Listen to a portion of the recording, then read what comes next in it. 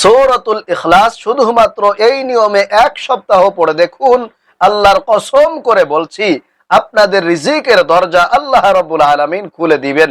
আপনাদের পরিবার সংসারের মধ্যে যত অভাব অনটন আছে আল্লাহ রাব্বুল আলামিন দূর করে দিবেন। নবী করিম সাল্লাল্লাহু আলাইহি ওয়াসাল্লাম বলেছেন, এই সূরাতুল ইখলাস পাঠ করার মধ্য দিয়েই আপনি ধনী হয়ে যাবেন এবং আপনার পরিবার সংসারের মধ্যে যত অভাব অনটন আছে আল্লাহ রাব্বুল আলামিন দূর করে চতুর্দিক থেকে রিজিক আসার ব্যবস্থা করে দিবে। এমনকি আপনার যদি অনেক টাকা পয়সার ঋণ থাকে আল্লাহ রাব্বুল আলামিন সমস্ত ঋণগুলোকে কুদরতিভাবে পরিশোধ করার তৌফিক দান করবে। আল্লাহু আকবার। এমনকি আপনাদের পরিবার সংসারের মধ্যে যারা ইনকাম করে তাদের ইনকামের মধ্যে আল্লাহ রাব্বুল আলামিন প্রচুর পরিমাণে বরকত দান করে তাদেরকে ধনী বানায় দিবে। সুবহানাল্লাহ। প্রিয় ভাইরা মা বোনেরা, নবী করিম সাল্লাল্লাহু আলাইহি ওয়াসাল্লাম এই আমলটি একজন সাহাবীকে শিক্ষা দিয়েছিলেন। সাহাবী এই আমলটি করে এত পরিমাণে ধন সম্পদ টাকা পয়সার মালিক হয়েছিলেন, তা রাখার মতো পর্যাপ্ত জায়গা পর্যন্ত তার কাছে ছিল না। প্রিয় ভাইরা মা বোনেরা, আমলটি খুবই কার্যকরী হবে এবং খুবই সহজ হবে। যদি করতে পারেন কপাল খুলে যাবে, ভাগ্য পরিবর্তন হবে, আপনার রিজিকের পথকে আল্লাহ রাব্বুল আলামিন প্রশস্ত করে দিবে। প্রিয় ভাইরা মা বোনেরা, সূরাতুল ইখলাসই পারে আপনার অভাব অনটন দূর করে দিতে, আপনাকে ধনী সম্পদশালী বানায় দিতে। আল্লাহু আকবার। কারণ আল্লাহ রাব্বুল আলামিন সেই শক্তি, সেই ক্ষমতা, সেই পাওয়ার এই সূরাতুল ইখলাসকে দান করেছে।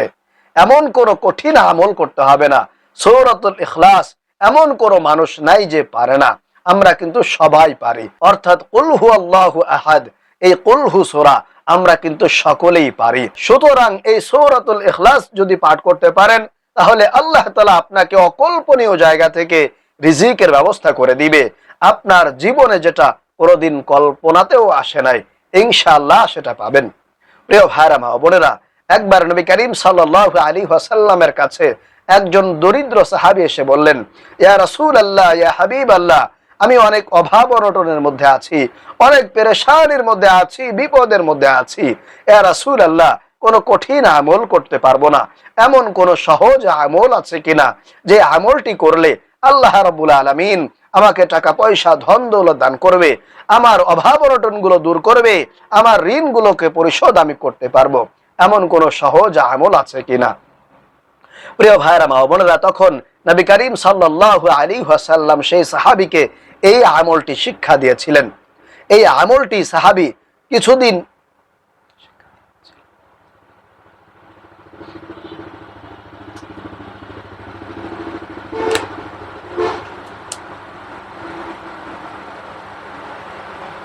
তখন নবী করিম সাল্লাল্লাহু আলাইহি ওয়াসাল্লাম তখন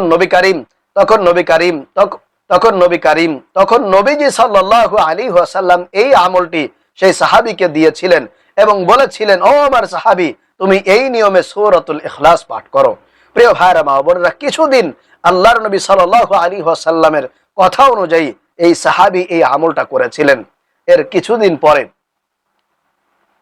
তখন নবী করিম সাল্লাল্লাহু আলাইহি ওয়াসাল্লাম সেই সাহাবীকে এই আমলটি দিয়েছিলেন, বলেছিলেন, সাহাবী তুমি এই নিয়মে।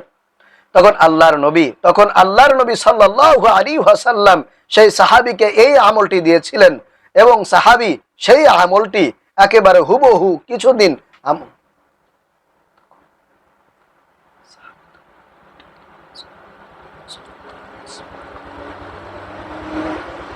তখন আল্লাহর নবী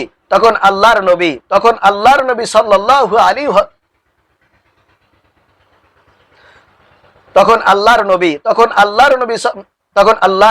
তখন আল্লাহর নবী সাল্লাল্লাহু আলাইহি ওয়াসাল্লাম সেই সাহাবীকে এই আমলটি শিক্ষা দিয়েছিলেন এবং বলেছিলেন, তুমি এই আমলটি এই নিয়মে কিছুদিন করতে থাকো, আল্লাহ রাব্বুল আলামিন তোমাকে টাকা পয়সা দান করবে, তোমার অভাব অনটনগুলো দূর হয়ে যাবে।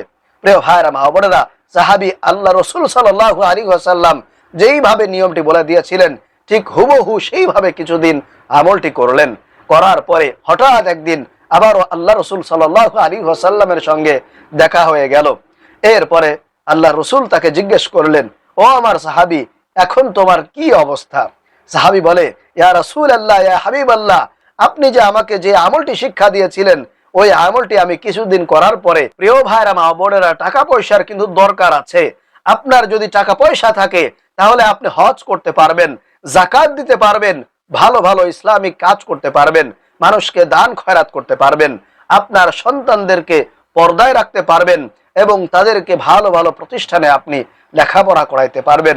সমাজে আপনার একটা মান মর্যাদা থাকবে, সবাই আপনাকে দেখলে সম্মান করবে।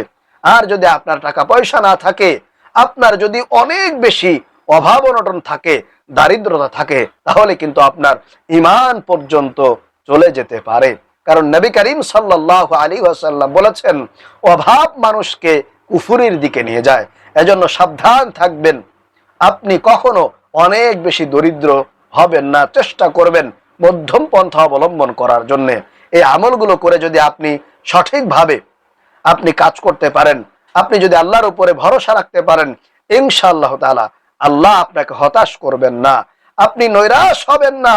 আল্লাহ রাব্বুল আলামিন আপনার অভাব অনটন দুঃখ কষ্ট দূর করে দিবেন। কারণ নবী করিম সাল্লাল্লাহু আলাইহি ওয়াসাল্লাম নিজেও দুনিয়ার কল্যাণের জন্য দোয়া করতেন।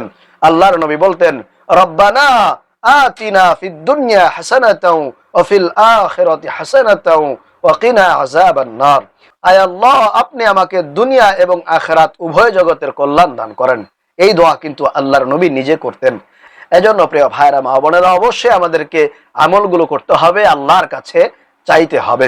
তাহলে আপনি সূরাতুল ইখলাসের আমল অবশ্যই করার চেষ্টা করবেন।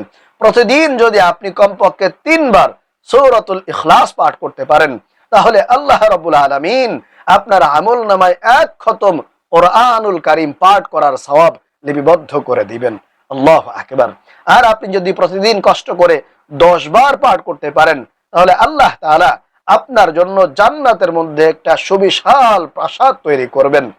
আর যদি আপনি 20 বার পাঠ করতে পারেন, তাহলে আল্লাহ তাআলা আপনার জন্য 2টি ঘর জান্নাতের মধ্যে নির্মাণ করবেন। এজন্য অবশ্যই সূরাতুল ইখলাস পাঠ করার চেষ্টা করবেন। তাহলে আসুন আমি আপনাদেরকে এই আমলের নিয়মটি বলে দেই। প্রিয় ভাইরা মা বোনেরা, সর্বপ্রথম আপনারা যে আমলটি করবেন সেটা হলো, যখনই আপনি ঘরে প্রবেশ করবেন তখন অবশ্যই ঘরে সালাম দিয়ে প্রবেশ করবেন। বলবেন আসসালামু আলাইকুম ওয়া রাহমাতুল্লাহ। কারণ ঘরের মধ্যে অনেক ফেরেশতারা থাকে, এজন্য আপনি যদি ঘরে সালাম দিয়ে প্রবেশ করেন, তাহলে ফেরেশতারা আপনার সালামের উত্তর দিবে, জবাব দিবে। এছাড়া যদি ঘরের মধ্যে আরো অন্যান্য মানুষজন থাকে, তাহলে কিন্তু তারা উত্তর দিবে, সালাম দিবে, আপনার ঘরে রহমত বরকত নাজিল হতে থাকবে।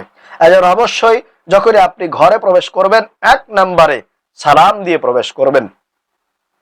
2 নাম্বার, আপনি যখন ঘরে প্রবেশ করে ফেলেছেন, ঘরের মধ্যে থাকা অবস্থায় কমপক্ষে 1 বার সূরাতুল ইখলাস অর্থাৎ কুল হুয়াল্লাহ, এই সূরাটি আপনারা কমপক্ষে 1 বার হলেও পাঠ করার চেষ্টা করবেন।